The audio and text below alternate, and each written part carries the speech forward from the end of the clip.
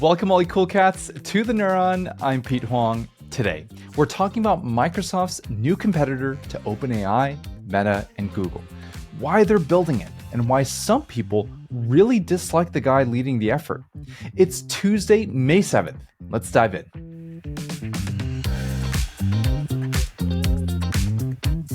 When you look across big tech, each of the big tech companies have a lot of ways to make money with AI. In fact, 2023, the year of AI, brought on tremendous growth in share price for the Magnificent Seven, which includes NVIDIA, Meta, Amazon, Microsoft, Alphabet, Apple, and Tesla. Let's take the highest performer, for example, which is NVIDIA. For NVIDIA, AI mostly means chips. Using AI models needs these big data centers with big computers in them to calculate a bunch of stuff. And each of the computers has chips that do the actual calculating.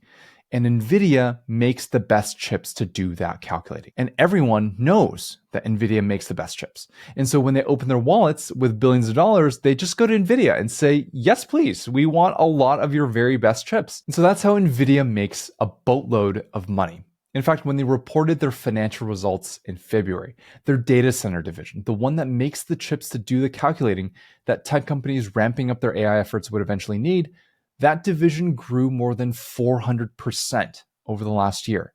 And a big portion of that growth was simply jacking up the price. You want the chips? So does everyone else. So pay up. Let's see how much you actually want it.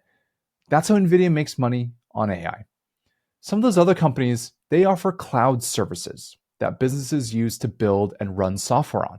Of course, this means Amazon Web Services, Microsoft Azure, Google Cloud. And this category is the picks and shovels kind of play for AI software. Microsoft Azure doesn't really care what you build, as long as you just run it on Azure. That's all they really care about. The more cloud you use, the more money you pay, the more money they make. And so for these companies, when it comes to AI, they're maniacally focused on one thing and one thing only: getting you to use their stuff. Now, if I'm Amazon Web Services, I don't really care if you're building an AI note-taking app or if you're using AI to do customer support, if you're training an AI to accelerate your internal teams. I don't care if you're making money doing this or if you're not even selling the thing that you're building to other people. I just need you to build it and run it on my infrastructure. The more people I get building on my stuff, the more people I get to lock into my stuff, and they're stuck with me forever. And so as it relates to AI, if all I care about is you using my cloud, it has nothing to do with AI models, right? I just need to make every AI model available to use on my infrastructure. You want GPT-4? You got it. You want Claude? You got it. No matter which one you want, it's all available on Amazon Web Services or Google Cloud or wherever you want to build stuff. Okay? My success is not affected by which model you want. And note that this approach also means that the cloud providers aren't betting on which model is better than another, right? If Anthropic suddenly makes a way better model, then if I just make sure I have it available to you, you don't have to leave my service. I'm ready for you to switch. Then GPT-5 will drop, and then you can switch to GPT-5, and so on and so forth. Now, this is not necessarily true for a third group of companies who make money on the applications that use AI.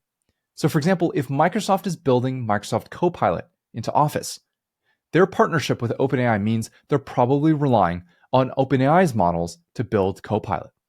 And that can be a pretty scary thing when you think about it. I mean, let's just remove Microsoft and OpenAI from this. If you're building something and you're completely relying on one partner to build a very critical component of it, you are sort of at their whim. Like, what if they decide to jack up prices one day?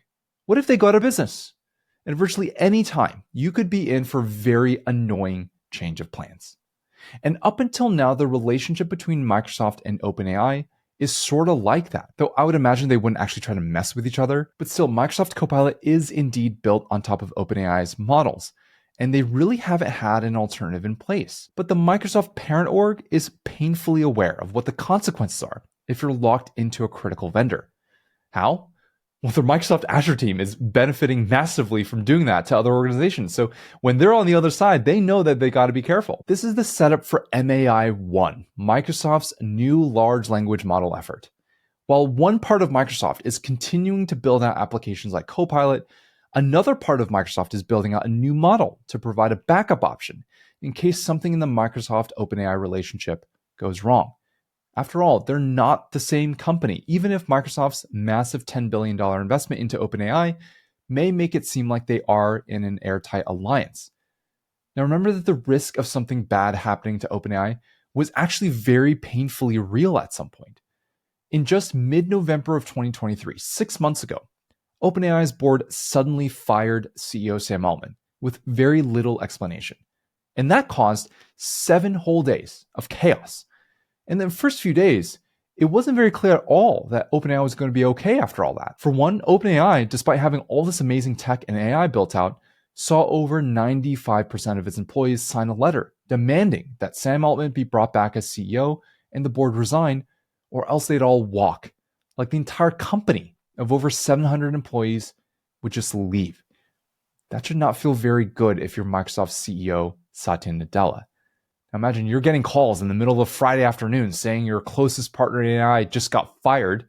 You're watching employees threaten to resign over the weekend. You're faced with the real possibility that they can't figure this conflict out, and all the advantage that you thought you had with OpenAI is gone. Of course, it all ended up fine, but not without Satya Nadella himself parachuting in to broker some talks. And this whole ordeal caused huge pain for him, too. The drama is completely separate from Microsoft, but once shareholders caught wind of the OpenAI news, the first question they asked was, how does this affect Microsoft? And of course, Satya Nadella has to show strength here to placate those shareholders. So he says, quote, if OpenAI disappeared tomorrow, we have all the IP rights and all the capability. We have the people, we have the compute, we have the data, we have everything. We are below them, above them, around them. In this effort to diversify away from OpenAI, Microsoft has at least 2 tracks of work going.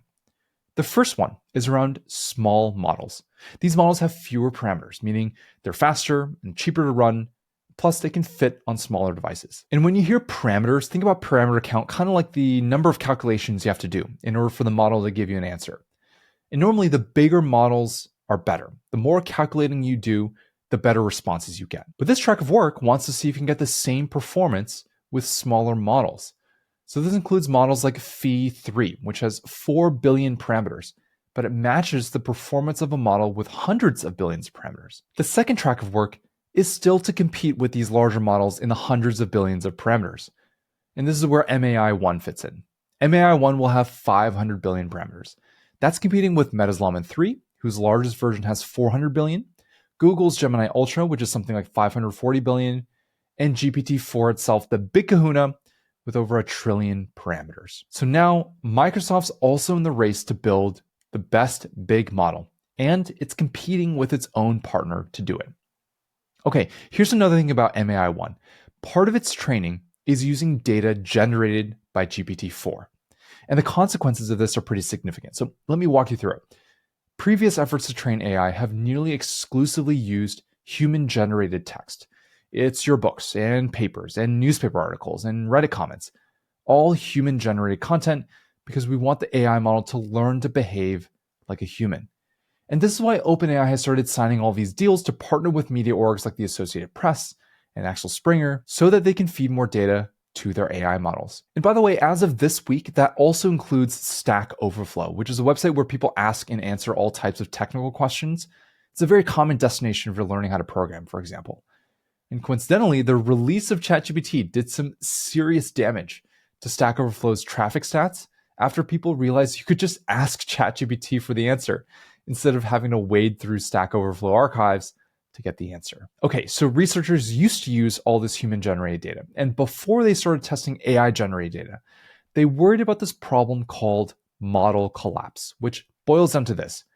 If you assume that an AI model is basically a dumb version of a human, that means it has a more narrow range of thought than a human, right? So whatever it generates, even if you have it generate 1 million pages, 1 billion pages, isn't going to fully represent human thinking and reasoning, just a portion of it. So if you take those billions of pages and you feed it back into the training of an AI model, then the range of thought gets even narrower, right? If the first time you asked a model to generate stuff, it gave you 80% of the range of real human thought, then that missing 20% will compound every time you make a loop. And as you continue feeding more and more AI generated data into a model, the model gets worse. The problems compound. And eventually the model just starts to repeat itself. It gets super generic. It just gets super dumb. All of this is called model collapse. Here's the thing, model collapse could have ended up happening to any AI company building a model, even if researchers weren't even trying to use AI-generated data to train the model. The way it happens is just the internet. Once ChatGPT comes out, people use it to generate a bunch of AI-generated articles to put it on the internet. So now when you scrape the internet, you're scooping up AI-generated articles, and whoever decides to use a bank of internet data to train a model will now have AI-generated data in it. And that's without them even knowing, because there's no way to watermark that AI-generated text.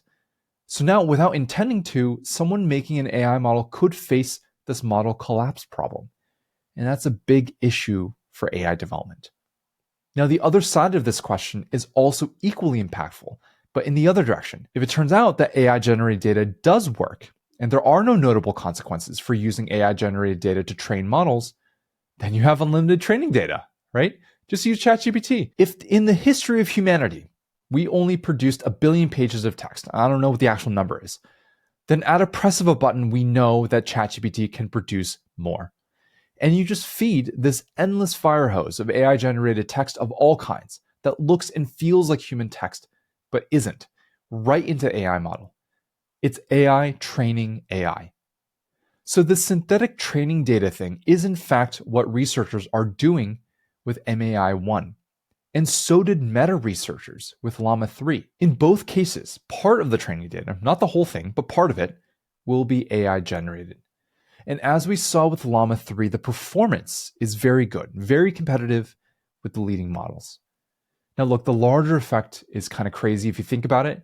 If we have all the ingredients for AI to basically endlessly improve on itself, well, I'll leave that for another episode. The MAI-1 efforts are being led by Mustafa Suleyman, this new CEO of Microsoft's consumer AI division.